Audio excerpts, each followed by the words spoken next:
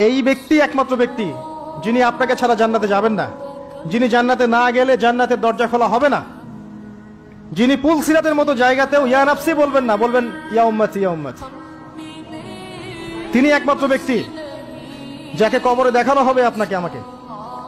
তিনি একমাত্র ব্যক্তি যিনি অঝর নয়নে আমার জন্য কেঁদেছেন রাতের বেলা আল্লাহর কাছে, যিনি হাউজে কাউসারে থাকবেন আমাদের জন্য যাতে আমরা পানি পান করতে পারি।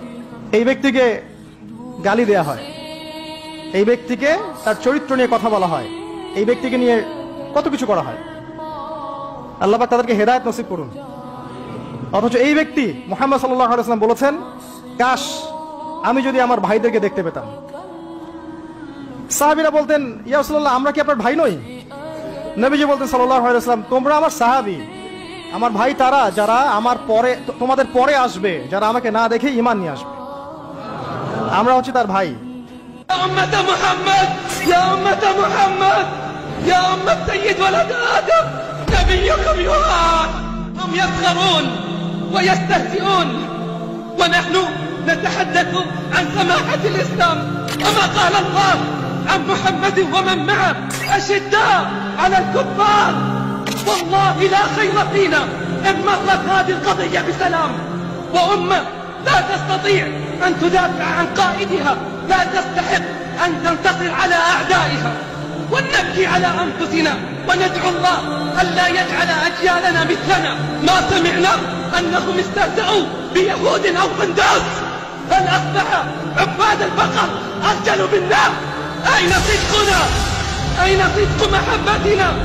أين مواقف الحكومات الإسلامية؟ وأين مواقف أمة المليار؟ এরা এই জমিনের উপরে বেঁচে থাকার অধিকার হারাই ফেলছে।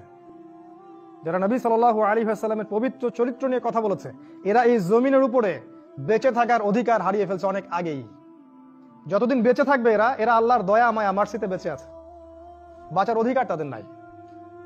যারা এদেরকে বাঁচিয়ে রাখতে চাচ্ছে আল্লাহ পাক এদেরকেও গজব দিয়ে ধ্বংস করবে ইনশাআল্লাহ। এটাই বাস্তব, এটাই হবে ইনশাআল্লাহ।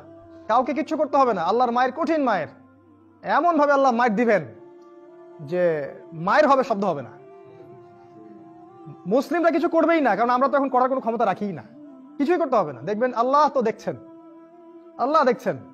সবচেয়ে শ্রেষ্ঠ ব্যক্তিত্ব, সবচেয়ে সেরা মানুষ, যে মানুষটা আমাকে আপনাকে ছাড়া জান্নাতে যাবেন না, যে মানুষটা হায়াজে কাউসারে আপনার আমার জন্য দাঁড়িয়ে থাকবেন, যে মানুষটা চেহারা দেখিয়ে আমাকে প্রশ্ন করা হবে, আপনাকে প্রশ্ন করা হবে, এই ব্যক্তি কে যাকে তোমাদের কাছে পাঠানো হয়েছিল। এই মানুষটাকে দেধারসে মানুষ গালি দিয়ে গেল, অপমান করে গেল, তার স্ত্রীদের সম্পর্কে কটূক্তি করলো। আমরা যারা কটূক্তি করছে ওদেরকে পেট্রোনাইজ করলাম। কি ভাবছি আমরা আল্লাহর গজব থেকে মুক্তি পাবো? লা আল্লাহ কাল্লা আল্লাহ, কখনো নয়।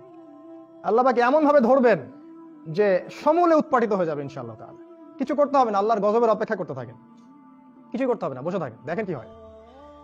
আর অবশ্যই এদের বিরুদ্ধে যারা দাঁড়িয়েছে এরা উম্মার মুজাহিদ, এই বিষয়ে বলতে আমাদের ভয় পাওয়া উচিত না। যারা এদের বিরুদ্ধে দাঁড়িয়েছে কথায় কলমে কাজে, এরা এই উম্মার বর্তমান সময়ের বীর সেনানী। আমরা দোয়া করি আল্লাহ পাক এদেরকে জান্নাতুল ফিরদৌস দান করুন।